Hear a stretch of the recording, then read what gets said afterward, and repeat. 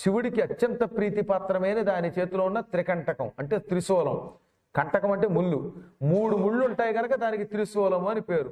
పరమ పవిత్రమైన త్రిశూలం అంటే ఈశ్వరుడికి పార్వతి ఎంత ఇష్టం అంత ఇష్టం. త్రిశూలం జ్ఞానస్వరూపం. ఒక ముళ్ళు సత్వగుణం, ఒకటి రజస్సు, ఒకటి తమస్సు, త్రిగుణములు ఈ శూలం నుంచి రక్షించాడు. బ్రహ్మ విష్ణు మహేశ్వరులు అనే పేరుతో త్రిమూర్తులుగా ఈ త్రిశూలం నుంచే సృష్టించాడు ఆయన.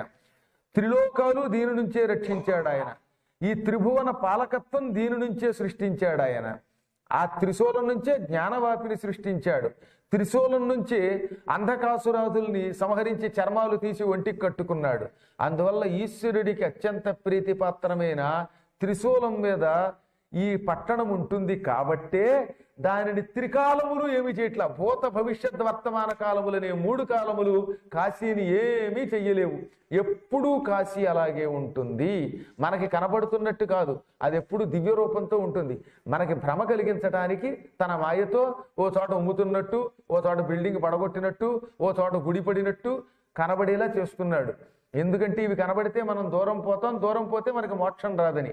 అంతే తప్ప అది ఎప్పుడు ఒక రకంగానే ఉంటుంది. మన కంటికి కనిపించే కాశీ మాయా, అది సంపూర్ణమైన కాశీ కాదు. అసలు కాశీ మణికర్ణికా ఘట్టం దగ్గర భక్తి శ్రద్ధలతో ధ్యానంలోకి వెళితే కనపడుతుందన్నమాట. మీకు ఈ రోజు అత్యంత పవిత్రమైన బాలామంత్రం 3 సార్లు మళ్ళీ చెబుతా. ఎందుకో తెలుసునా? ఆ మంత్రాన్ని మణికర్ణికా ఘట్టం దగ్గర రోజు 108 సార్లు చొప్పున 9 రోజులు ఉన్నవాడు చేస్తే అటువంటి వాడికి మాత్రమే అంత్యకాలంలో కాశీ దర్శనమిస్తుంది. చెప్పండి అందరూ. శ్రీ మహాగణాధిపతయే నమః. శ్రీ గురుభ్యో నమః. ఓం ఐం క్లీం సౌః సౌః క్లీం ఐం. ఓం ఐం క్లీం సౌః సౌః క్లీం ఐం. ఓం ఐం క్లీం సౌః సౌః క్లీం ఐం. 9 రోజులు కాశీకి వెళ్ళిన వాళ్ళు ఉండి తీరాలి నాయన. అగస్త్య మణికర్ణికలో స్నానం చేసి అక్కడ చక్రతీర్థం అని ఒకటి ఉన్నది.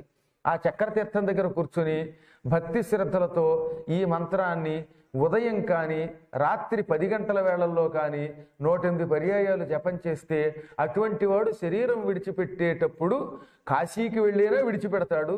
లేదా కాశీ వెళ్ళే అవకాశం లేకపోతే వీడి కంటి ముందు కాశీ పట్టణం దర్శనమిస్తుంది. కాశీని దర్శించుకుని శరీరం విడిచిపెడితే వాడికి మోక్షం వస్తుంది. ఆ మంత్రం ఇప్పుడు మీకు ఇచ్చాను నేను. కాశీలో 9 రోజులు ఉండడం కాదు, ఈ మంత్రాన్ని. సాధారణంగా ఇలాంటి గొప్ప మంత్రాలు గురూపదేశం లేకుండా చేయకూడదు. అందుకే ఒకవేళ మళ్ళీ మీకు అవకాశం ఉంటుందో లేదో కాబట్టి ఈ పవిత్ర కాలంలో కాశీ వైభవం చెప్పుకుంటున్నప్పుడు ఉపదేశం చేస్తే అధమ చండాలుడితో సైతంగా దీన్ని చెప్పించచ్చని శాస్త్రం.